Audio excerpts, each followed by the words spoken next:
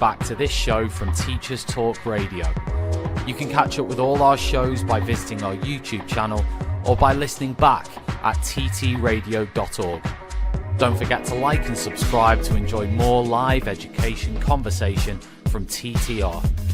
We hope you enjoy this show. Outstanding and world-class vision and world-class this. I'm a real leadership geek, honestly. I've spent my whole career reading books and chatting to people. I just find the whole thing and the announcement, the way it's been announced, bizarre. If you could move away from a model where teachers are so intensely focused.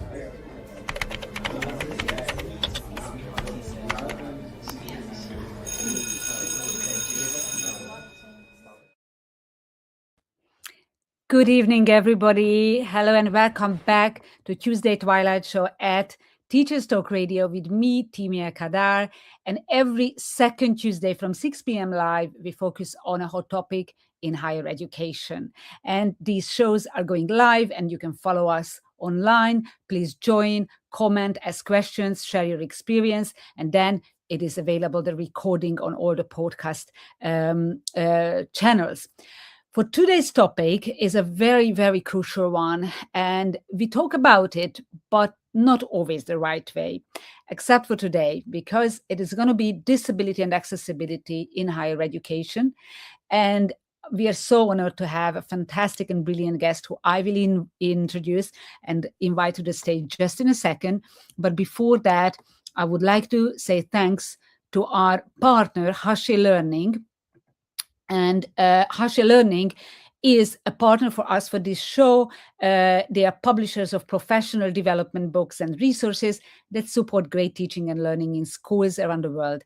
If you want to level up your professional development today, please visit this website that you can see on the screen, hashilearning.com, and you can explore the full range of titles.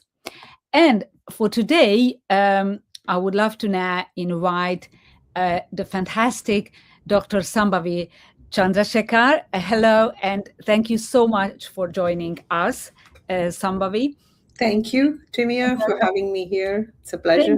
And honestly, we are so honored that we have a global speaker. Sambhavi is speaking on all of the stages of the biggest conferences. This is how I saw you first, and I just said, oh my God, I would love her on the show, and I'm so thankful that you joined. Sambhavi is, among many other things that she's doing, is a chair of the Global Leadership Council at the International Association of Accessibility. She's an internationally recognized advocate for inclusive learning technologies, and she knows a lot. We had a few conversations preparing for this show, and everything she says is gold. Did a lot of research, also her PhD in this topic, and it's absolutely mind-blowing. I know that Sambhavi lives in Canada, where it's 1 p.m. now, so thank you so much for being that flexible. And just a few words, I just introduced you briefly, but if anything I missed, then if you'd like to add to it, then please introduce yourself, Sambhavi, and then we'll jump right into the topic. Did I miss anything from your introduction?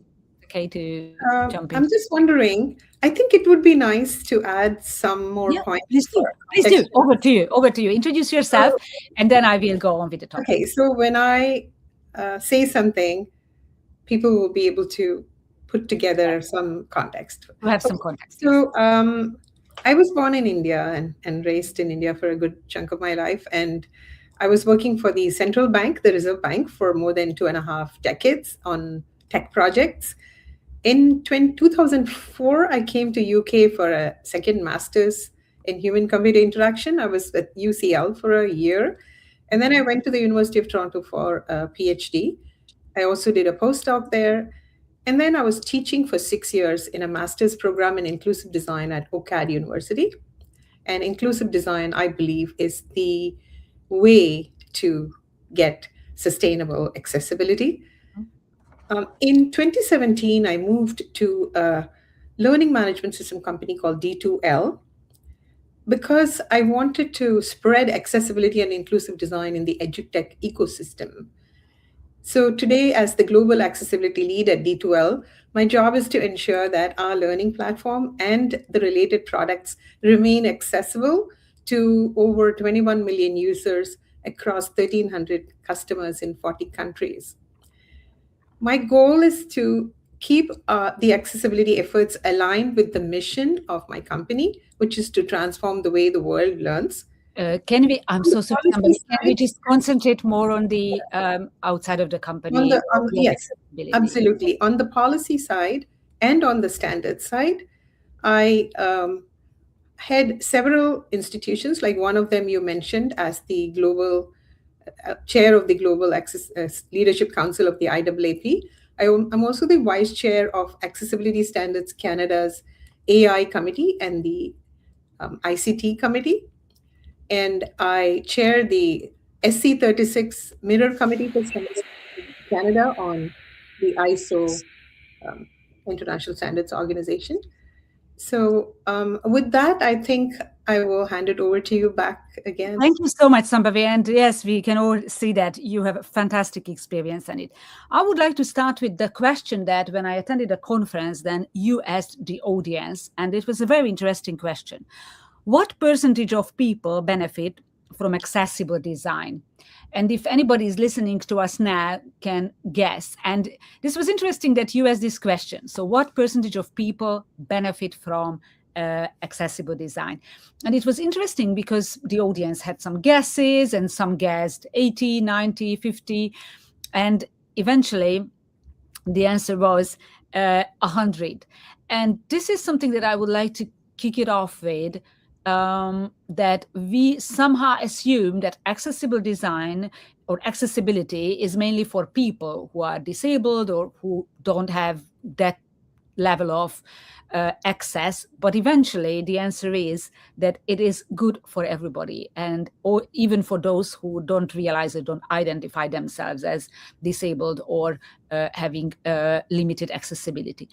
So can I just ask you this first to talk about it, like why we have this mindset and how to change this mindset of who needs accessibility and who benefits from accessibility in education, in higher education. Now we focus on this topic, even that is too broad, right? Yeah. So Timia, I think if we dive deeper into disability and what is disability, then probably how people think about disability and conceptualize disability is the root cause of thinking it's for them and it's not for me. Because disability is usually considered as an impairment in the body or the mind. Somebody is blind, somebody is deaf, somebody is like cognitively challenged. We have to change our mindset to think about human differences. We are all different, that's all. Somebody might be able to see, somebody might not be able to see. There's nothing like normal. We have to have a very diverse world. Otherwise, we won't be able to survive, because this diversity is the essence of how we can survive. This idea of normal and disabled, it's really something about what we think as majority, right?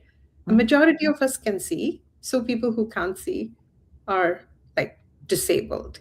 I can come later to what exactly is disability, but before that, I want to share briefly a personal story that turned this whole thing on its head for me.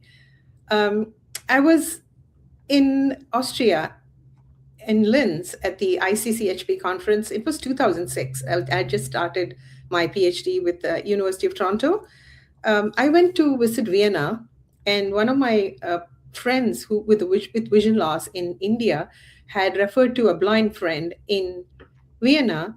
His partner was blind, and then a friend came along who was also blind, and he took me around the city.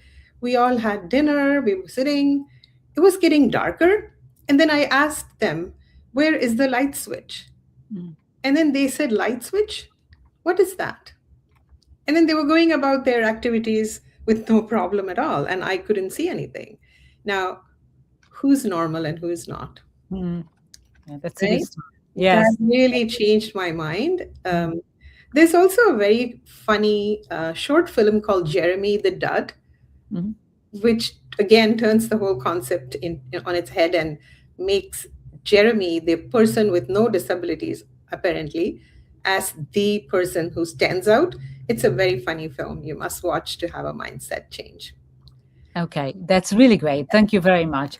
And then how do you, if you translate it into higher education, so what kind of disabilities, disclosed and undisclosed, can you see there, and how we go about like having or introducing accessibility to tackle these? Right.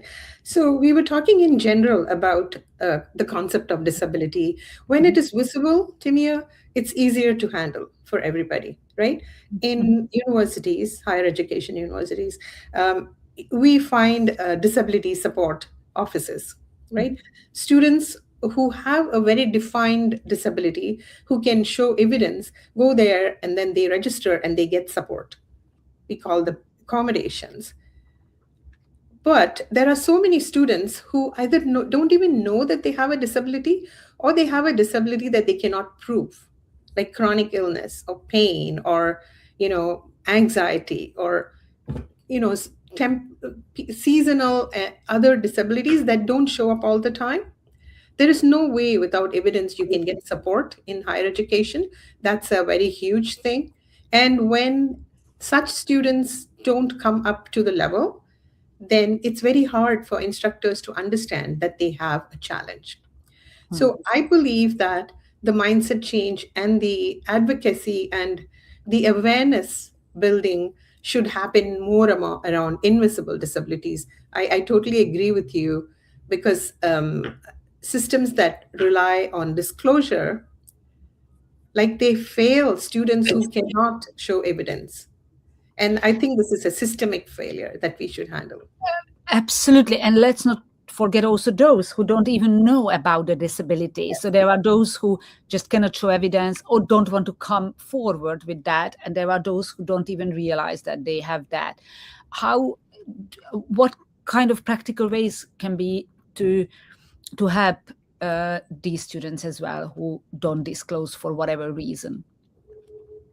I would say fundamentally, there should be a mindset change started regardless of the role, whether it's an instructor or a staff or a leader. More importantly, leaders, they must be made aware that when you say disability, it has nothing to do with the person. Everybody has needs. When my needs are not met by the system or the service or the environment, then I'm not able to perform to my optimal level. So in inclusive design, like I'm going to go back again and again to inclusive design. Absolutely. In inclusive design, we believe that disability is a mismatch between what the user needs and what the system, service, or environment is designed to provide them. So it's everywhere a design problem. And by redesigning, we can always make it better.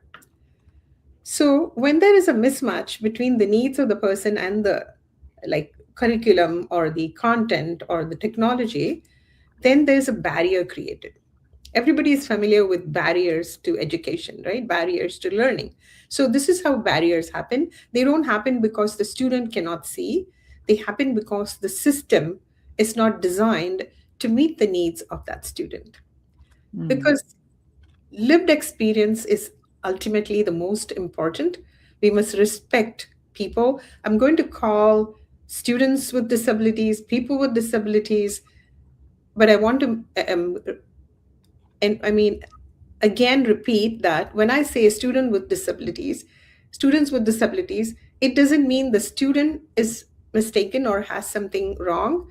It is that there are disabilities, there are barriers that we have created for the students, but we'll continue to refer as students with disabilities. One more thing I want to point out before we move is intersectionality.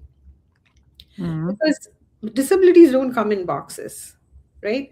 A student who is using a wheelchair could also be anxious, or they could also be blind and using a cane. I've seen a person like that. So when disabilities get compounded, the impact also gets multiplied. So often we forget that.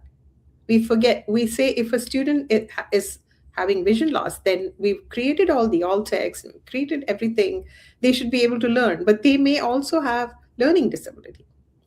So we must keep this intersectionality in mind all the time. Oh, fantastic point. So the intersectionality, non-disclosed, we talked about non-disclosed disabilities, and that was a fantastic point. I just would like to recap for everybody's sake, is that it's not about the student with disabilities who needs to kind of focus, but the system, because the student is there, as you said, who says it's normal or not, but is the system prepared to have the student and meet the needs of that student, right? And that is already a huge mindset shift, actually, that it's not focusing on the student of disabilities, but the system. But how do you find out, before we go to accessibility, how do you find out the needs of? We have to ask them. And if they don't know about it or don't want to disclose, is there a way to observe things? There are some ways, yeah.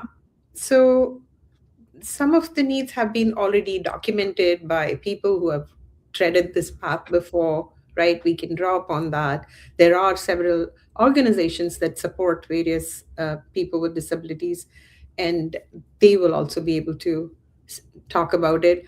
But the best way, I always feel, to learn about disability, to learn about how to do accessibility, to make learning, teaching, I would include teaching, because instructors and content creators also could have disabilities. So when I say learning or student, I also mean teaching and instructor. The best way would be to spend time with them. There's no dearth of people with disabilities. There's 1.3 billion and growing in the world. So the best thing would be to actually spend time with somebody and try to learn. When you create that empathy, you will look for that diversity everywhere, and you'll recognize, you'll know how to respect it. Asking is the best thing. And like you rightly pointed out, if the student doesn't know, then we have to make other efforts. There's one more thing in design, like inclusive design. You always focus on maximum constraints, always focus on designing for the people with most disabilities. Somehow the rest of them, even if they have not disclosed, they'll all get covered. That's fantastic. And thank you for mentioning the lived experience. I also learned the most when actually working together with someone who had disability. And before that, I thought I was empathetic, but then it's just imagining. But actually, when being with a person, then you face it, and I've become much more sensitive to it overall. It's really true. Do you know some good examples when they actually paired students with disabilities with non-disabilities, or even lecturers? Or shall this be a planned structural way, or is it more informal? So generally, there are two things that come to my mind as a faculty member. So one of them is to, whenever you create content, or whenever you're, as a technology manager, you're procuring content, or even downloading some tool from the internet to use in your class, it's always good to have a community or a group of students with various disabilities and consult them. Is this content made correctly? Is this tool working for you? So that's the best way to approach that, because we're looking at barriers, physical barriers, sensory barriers, cognitive barriers, and we want to break them. And accessibility, of course, is the way to break them. Yeah. Okay. Fantastic. I said one. Go ahead. The second one is, I want to mention this because I must acknowledge Jo Elliott. She was at Deakin University in Australia when we did a panel together. When she mentioned this, now she's with QMO in London, and quite approachable to most of the people listening to the show. Okay. So they, at Deakin University, they had a process called reverse mentoring, where students with disabilities were individually paired up with instructors, and the student would mentor the instructor. I found that absolutely mind-blowing. That's amazing. That's fantastic. That is easy to do. Yeah, thank you so much for mentioning this. Going on to accessibility, if you would like to then define it based on what you've said, accessibility is basically removing that barrier, right? Yes, And yes. stopping that mismatch. And if we talk about higher education, then it's all in our design of the content and the delivery of the content, removing all the barriers, right? Is it so? Is it a good Yes, way of translating it, right? Yeah, it is true. It is not an adjustment. It's Mm-hmm. not a special treatment.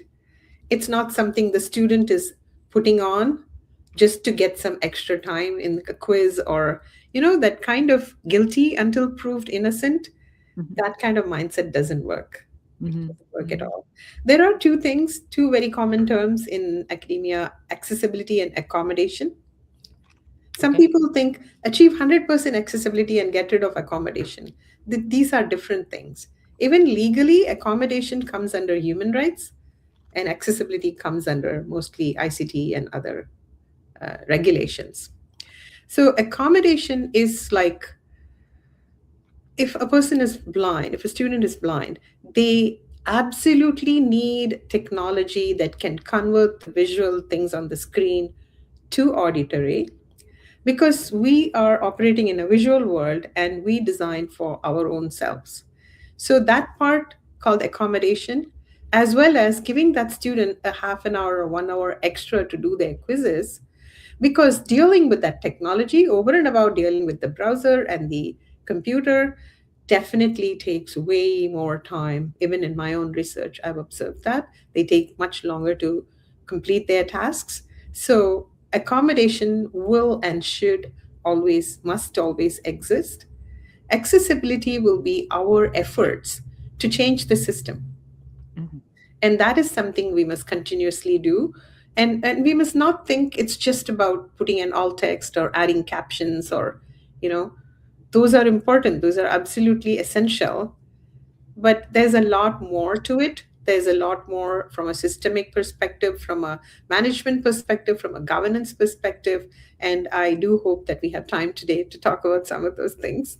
Yeah, we will. Thank you very much for making this very important distinction. And that's important. I haven't even heard that accommodation is different from accessibility. That was a good point to bring in. Thank you so much. And then you mentioned inclusive design, which obviously we talk a lot about in higher education. But I would like to hear now from you, what are the principles and how in practice we should use it, rather than just, as you rightly said, many times it's only mentioned at the alt text, but it's much more than that, right? Yeah. I'm very fortunate. I should say I'm privileged, because I found the right person to learn inclusive design from. So Dr. Yuta Travanis, she heads the Inclusive Design Research Center in Toronto. She chairs the AI committee and the ICT committee in Accessibility Standards Canada. She's a lot more. For the past 20 years, I've been fortunate to have her as my mentor. And she is the person from whom I've learned everything about inclusive design, accessibility, everything. So I really want to very gratefully acknowledge her mentorship that continues till today. So according to her, inclusive design has three principles. One is to recognize diversity, and the second one is to enable equity, and the third one is to enhance impact, more from a systemic perspective. So expanding a little bit on these things, recognizing diversity means learning to notice differences, human differences, and to respectfully acknowledge them. And understand that when there are differences, there are differences in the needs as well. So we must find out from them what they need and cater to that. Enabling equity. Again, we talk a lot about equality, giving everybody the same thing. It doesn't really work, because even if you give the same thing to everybody, their needs are different. Their needs are not met. I always, when I'm showing visuals through a PowerPoint, I always show a picture of four people with four different body structures, like one Yes. person using a wheelchair, one person who is tall, one person who is medium height, and one person who's a child. Give all of them the same bicycle. Only the person who's of average, normal, quote unquote, size is able to ride, and 25% of them can't even ride it. Whereas if you personalize it to the needs of each of them, then all of them can be on the road to success pretty soon. So that is equity. So we recognize the diversity, we recognize that they have different needs. We also try to meet those needs through design, and that is enabling equity. In education, we can do that very well. In technology procurement, technology development, content creation, content procurement, delivery, a lot of it, we can intentionally practice equity. Are there some examples? We mentioned the alt text, which is some basic and should be, or the subtitles, but are there anything going beyond that you could list as an example as part of the inclusive design or inclusive delivery? So I want to mention that inclusive design doesn't mean it ignores everything about accessibility. Accessibility is synonymous today with web content accessibility guidelines and conformance, right? Conformance to those guidelines. Those guidelines are amazing. They've been developed by global experts through a world body called W3C. They form the foundation of everything. So fundamentally, there are two things. One is to make anything accessible, like content, say, right? You're creating a Word document. To make it accessible, there are two things we must do. I'm not going into exactly what the concept, headings or lists, or I'm not going in that at that level, but I'm just saying, first off, that content should be conformant with the web accessibility guidelines. It could vary from region to region. In Europe, there is a procurement standard called EN 301509. Canada has also adopted the same standard. World over, the web content accessibility guidelines is the standard. The EN 301509 also points to it, but adds more. So first, this is definitely required, because regulations always quote WCAG and say you must be conforming to 2.1 or 2.2 or whatever the technical terms are.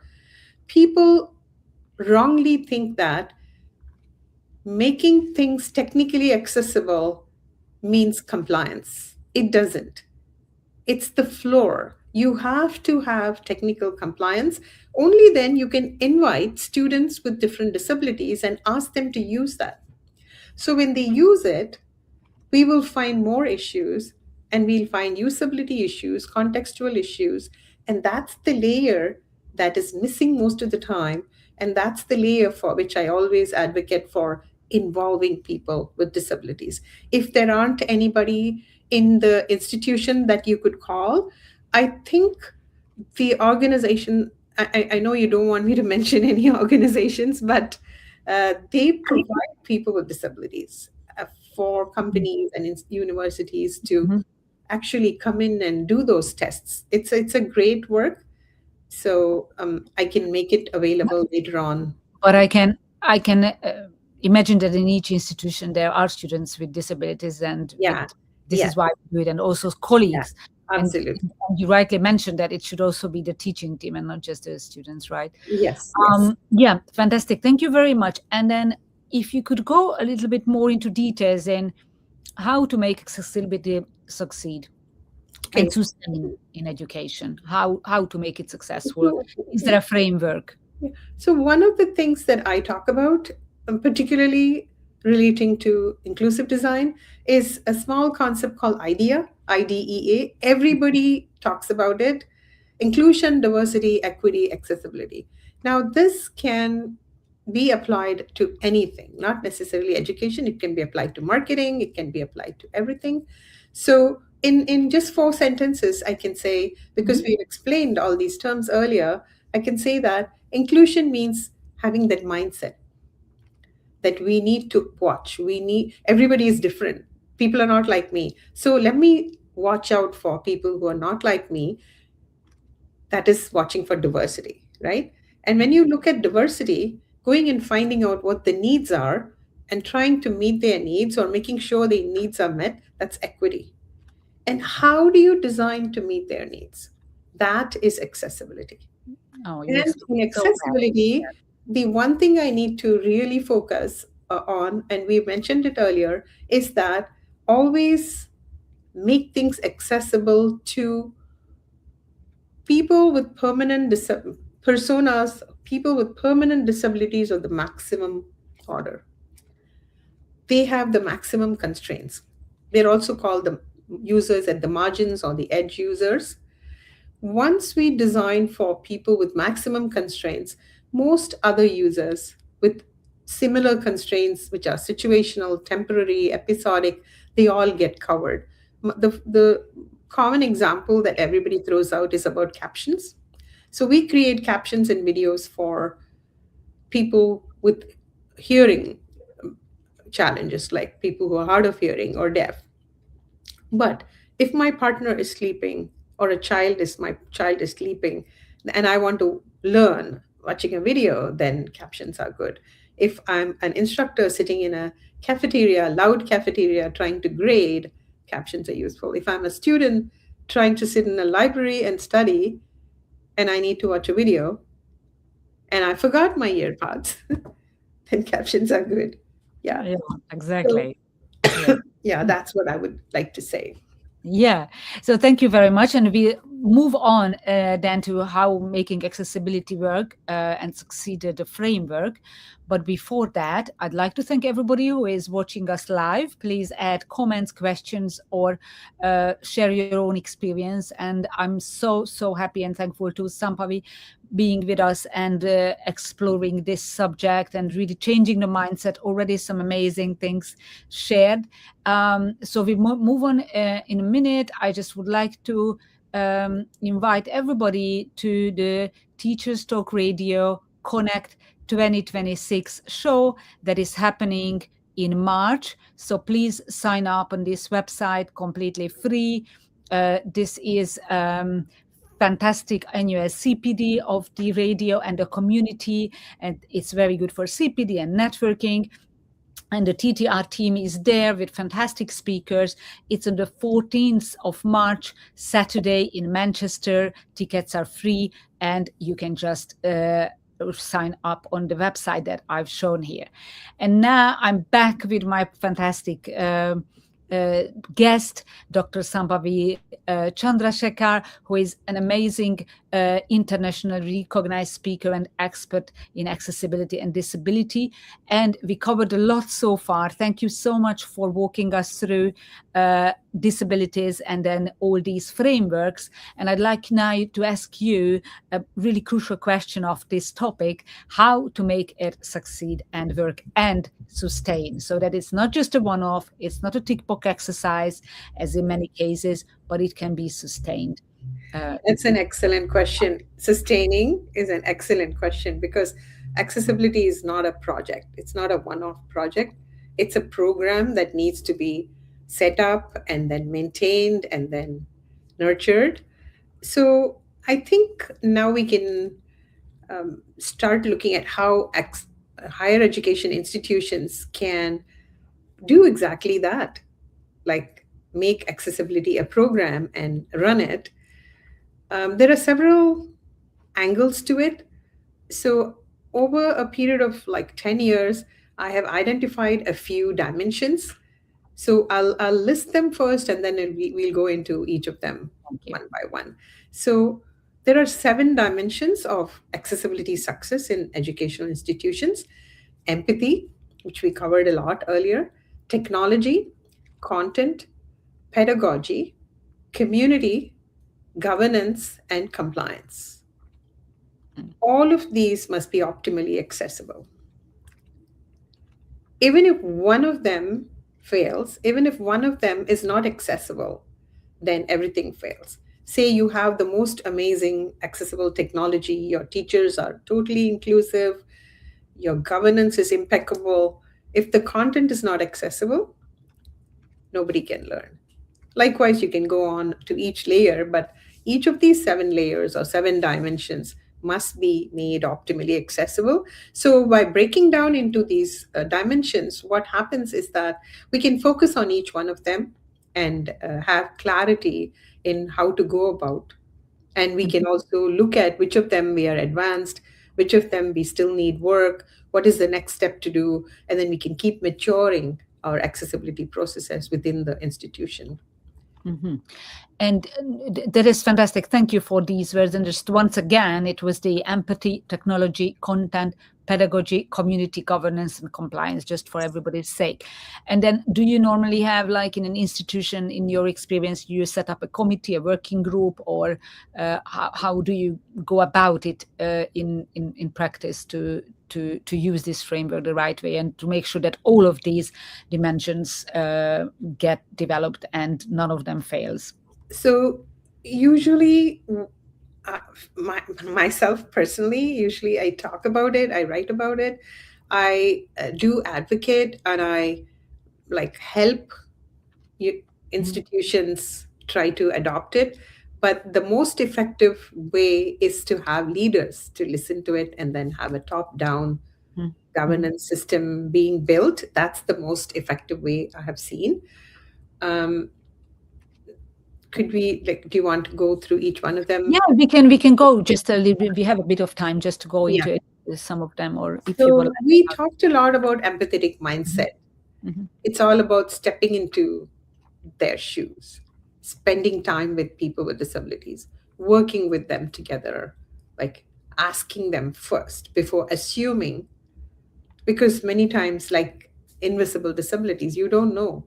You may think somebody is not responding when you speak with them, but they may be either deaf or they may be distracted. So I already mentioned reverse mentoring. And I know that instructors might be hesitant, thinking, oh, I might get this wrong. I want to do it, but if I ask, maybe they'll feel insulted. We cannot help. Even outside of this topic, if we are talking to anybody on anything, there's always a chance of being misunderstood, and there's always making up afterwards. So the best way is to ask, is it correct that I feel you are not able to hear properly? If they feel offended, you can make it understood that it's not with bad intention that you asked. So they should be, I should say, in the HR for every institution, there should be some groups that focus on creating this kind of empathy. There are many institutions that set up empathy labs.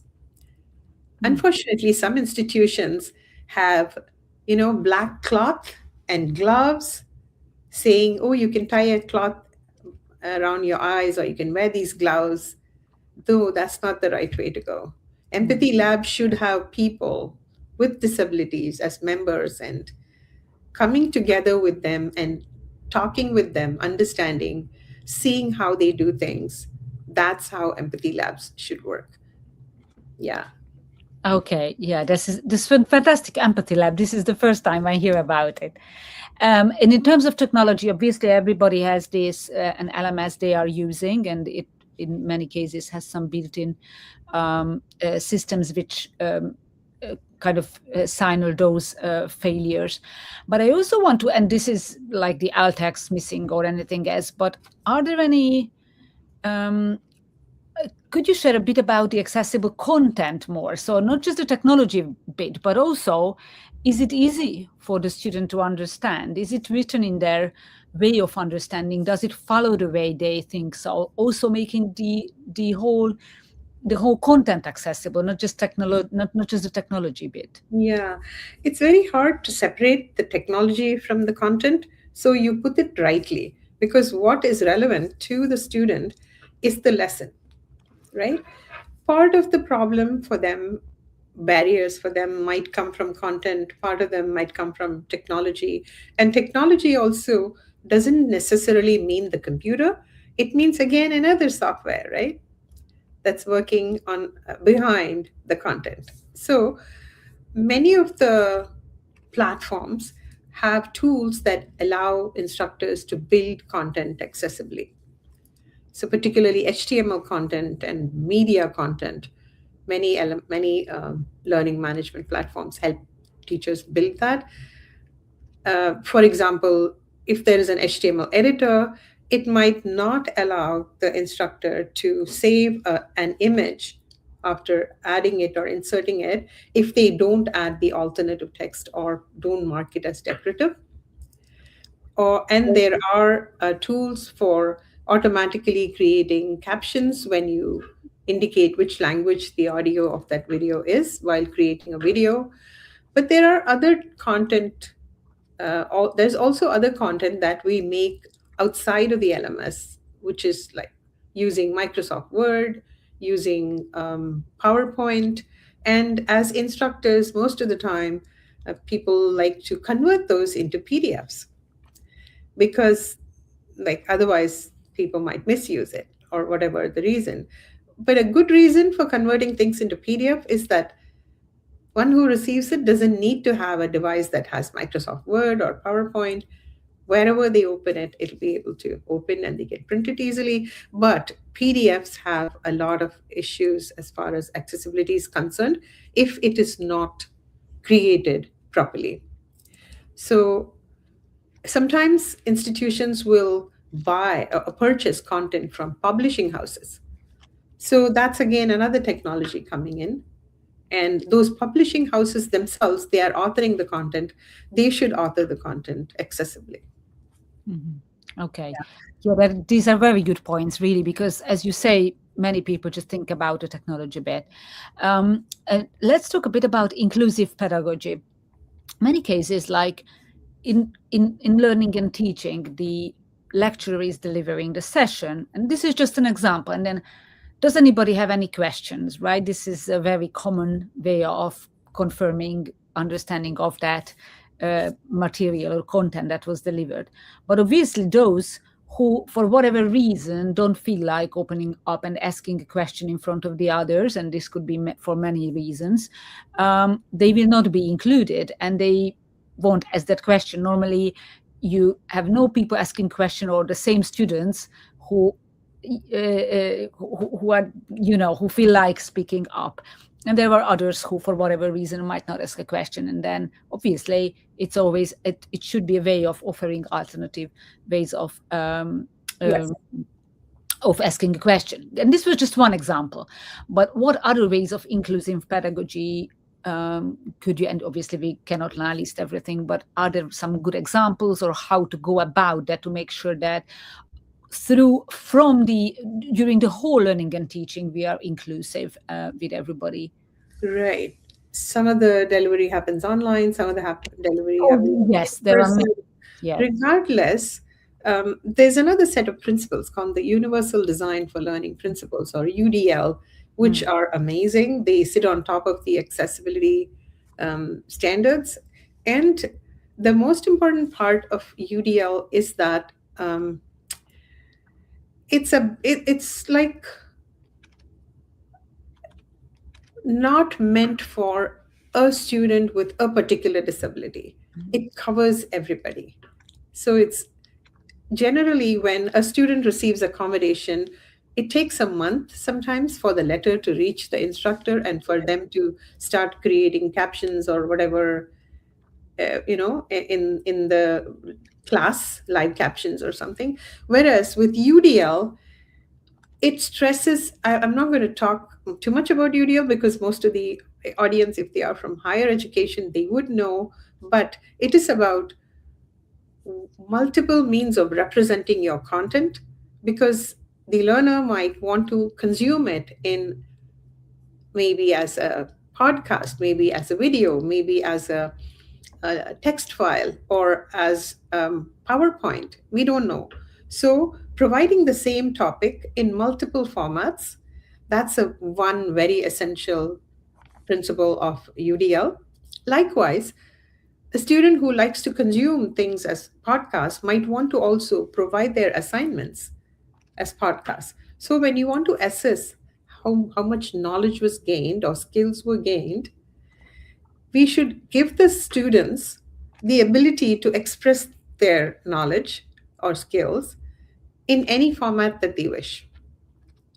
This imposes constraints on the instructor, of course, and how you design your assessment. You have to identify what is the essential requirement that you're assessing. And then over and above that, you can be flexible in creating that,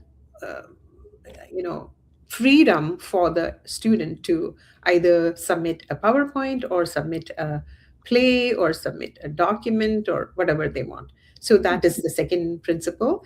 And then the third one is about engagement, which is what kind of pointing at what you said about asking a question, right? Engaging students in real time is to be able to receive their questions, to be able to respond.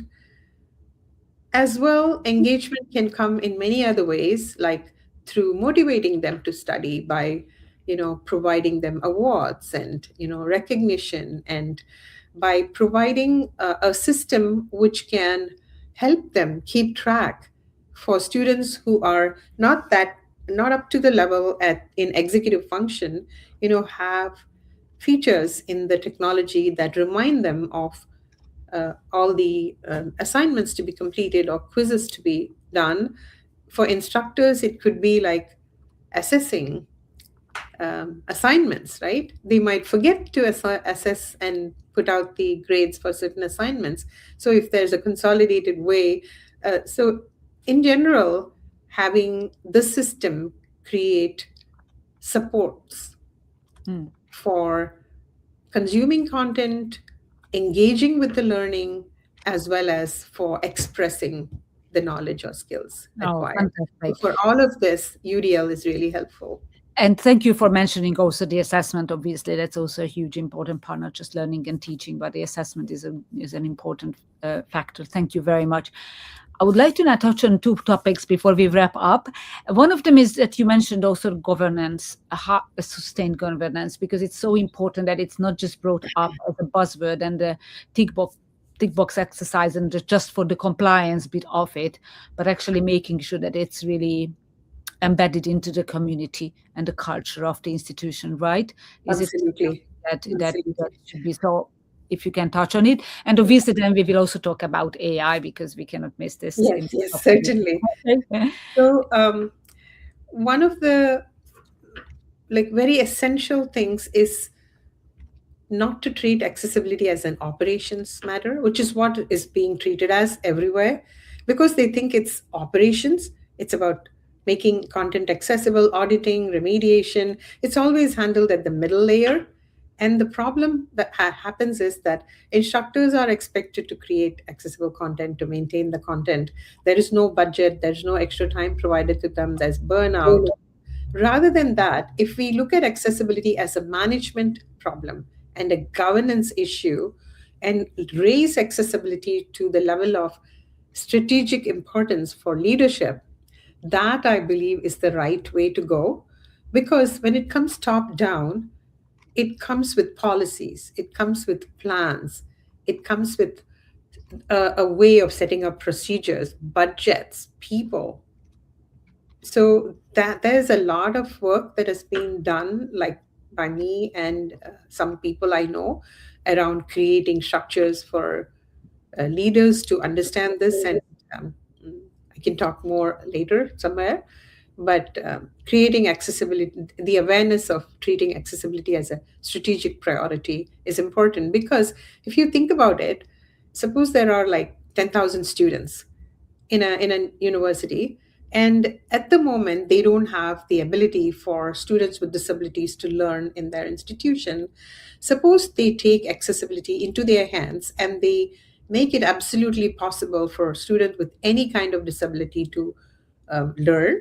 Then what happens is there's more recruitment, right? And when they come in, there's all the chance for student success. So when students succeed, you win in retention, right? When you retain, your revenue also grows. And then the branding, it goes out. And then you get more students. So you get into a virtuous cycle, which is also usefully interesting from a business perspective for a university, because ultimately it's all a question of you need to have money. Only then you can do all these things, right? We need to put the person or the human at the center. But as an institution, when you look at it from a system perspective, it's very important that accessibility is done the right way. And to do that, leadership support is very, very important. And No, once we are able to do good governance, then accessibility is sustained. Like you mentioned right at the beginning, sustaining is very important. Creating those accessibility maturity levels and ensuring that the institution measures and goes maturing in the process. All of that will automatically create a system which will be compliant with regulations. Europe at the moment, there is the EU Act, right? In the US, there's another act. In Canada, there's another act. All these regulations aim to protect students with disabilities and other people with disabilities, their rights and their chances of success by making these regulations. All of these regulations point to conforming with standards.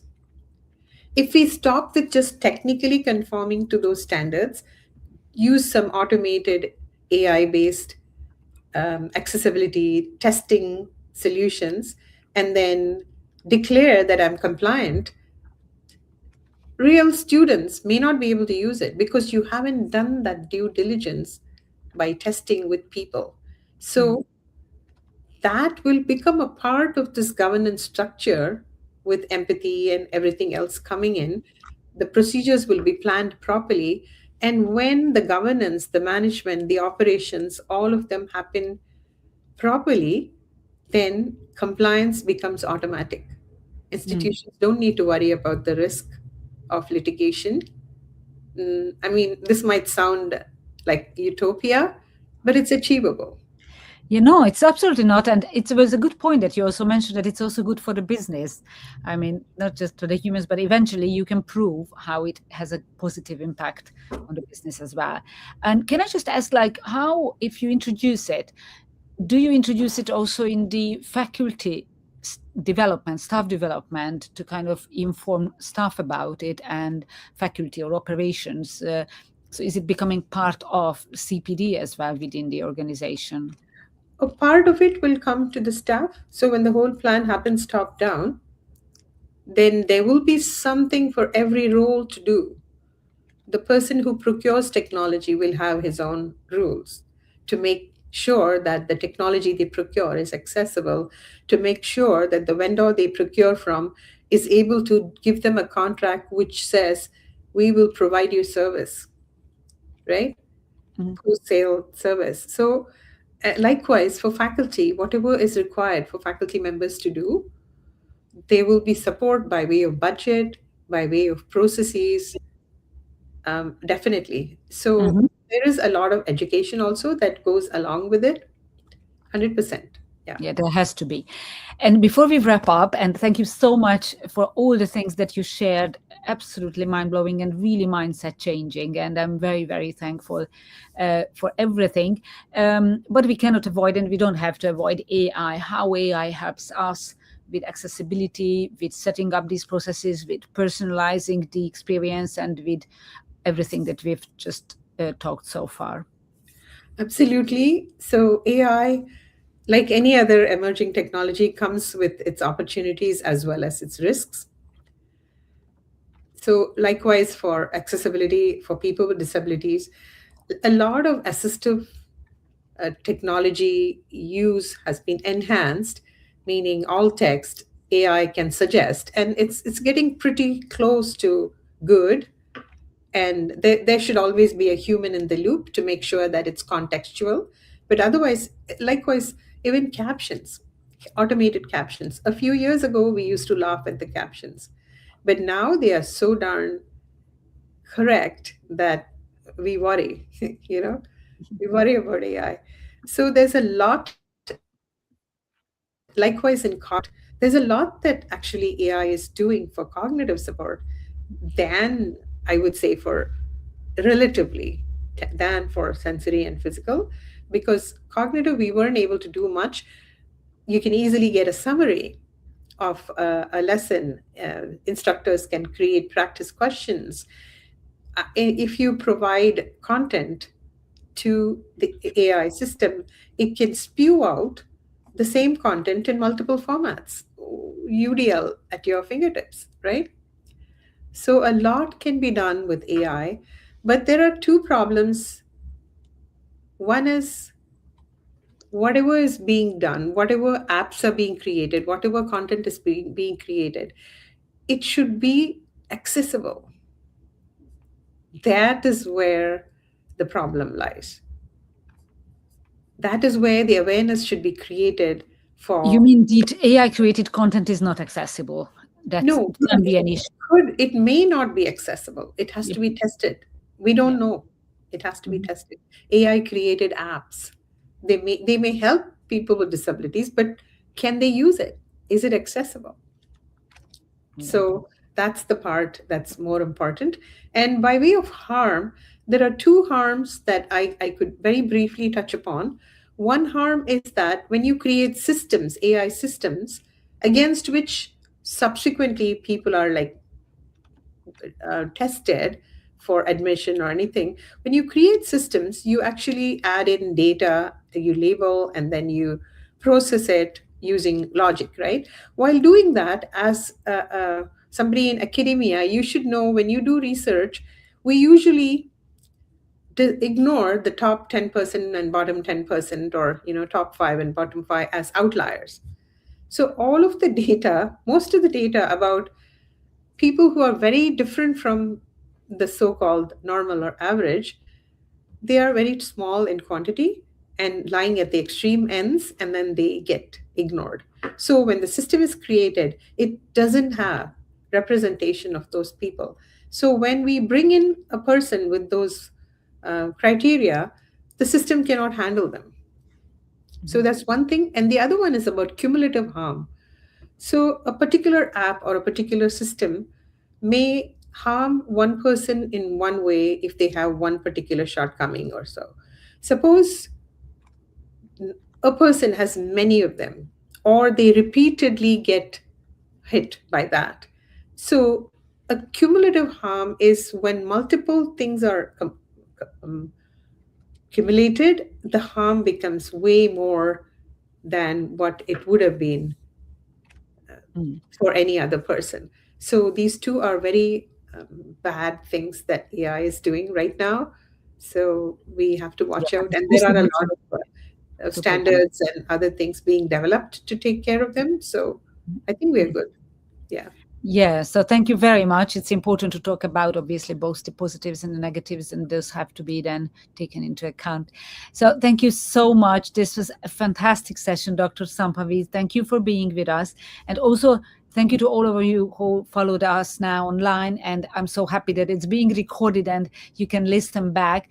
And if I just can ask you to share 3 key takeaways of this session. And obviously, if I didn't ask anything that you still wanted to share, then please do. And just share 3 main things that our listeners should take away with them after this session. I think we pretty much covered what we could. So in terms of 3 things that I think are very important for educational institutions, and this is just my personal opinion, one of them is, the first one, the most important, is work with students and instructors with disabilities, not for them. And the second one is treat accessibility as a program and develop it and run it instead of treating it as a one-off audit remediation project. The third one is an appeal to leaders in educational institutions to plan and execute top-down accessibility governance and to treat accessibility as a strategic priority because there are benefits for them. Oh, thank you so much, Dr. Sambhavi Chandrashekar. It was a fantastic session, so well structured. Thank you so much for your time and for your knowledge and for doing all the research. And please, everybody, follow Dr. Sambhavi on LinkedIn, and this session will be available online later on. Thank you for listening. Teachers Talk Radio. Thank you so much, Dr. Sambhavi. And Thank you. Thank you so much for being here with us. Before we wrap up today, I once again would like to thank our partner for the show, Harsha Learning. They are publishers of professional development books and resources that support great teaching and learning in schools around the world. Level up your professional development today and visit their website, harshalearning.com, and you can explore the full range of their titles they offer. So today's topic was disability and accessibility with a fantastic internationally recognized speaker and expert, Dr. Sambhavi Chandrashekar. And thank you to everybody who listened to us live or who will listen back to the show. This was Tuesday Twilight Show with me, Timia, and I will see you in 2 weeks live at 6 p.m. with another topic, other brilliant guests, and I wish you a very nice rest of the day. And those of you who will visit BET, I'll see you there. And Teachers Talk Radio has a stand there, so I can't wait to see you. It kicks off tomorrow. Thank you so much for listening. Outstanding and world-class vision and world-class this. I'm a real leadership geek, honestly. I've spent my whole career reading books and chatting to people. I just find the whole thing and the announcement, the way it's been announced, bizarre. If you could move away from a model where teachers are so intensely focused